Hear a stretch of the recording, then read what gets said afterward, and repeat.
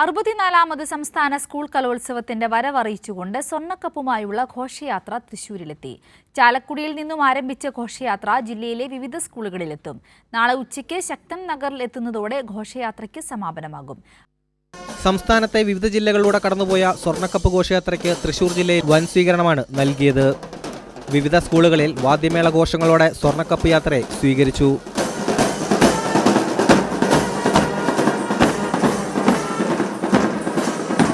കഴിഞ്ഞ കായികമേളയ്ക്ക് നൽകിയതുപോലെ ഇത്തവണ കലോത്സവത്തിനും chief ministers ട്രോഫിയാണ് ഒരുക്കിയിട്ടുള്ളത്. 117.5 പവൻ തൂക്കമുള്ള സ്വർണ്ണക്കപ്പുമായി പോലീസ് സുരക്ഷയിലാണ് യാത്ര. കഴിഞ്ഞ കലോത്സവത്തിലെ ജേതാക്കളായ തൃശൂർ ജില്ല ഇത്തവണയും കപ്പ് നിലനിർത്താനുള്ള തീവ്ര പരിശ്രമത്തിലാണ്. ഇന്നു മുഴുവൻ സ്വർണ്ണക്കപ്പ് ഘോഷയാത്ര ജില്ലയിലെ വിവിധ ഭാഗങ്ങളിലൂടെ സഞ്ചരിക്കും. നാളെ ഉച്ചയ്ക്ക് ശക്തൻ നഗറിൽ ഘോഷയാത്ര എത്തുന്നതോടെ സമാപനമാകും. വിപുലമായ ആഘോഷത്തോടെയാണ് സമാപനം സംഘടിപ്പിച്ചിട്ടുള്ളത്.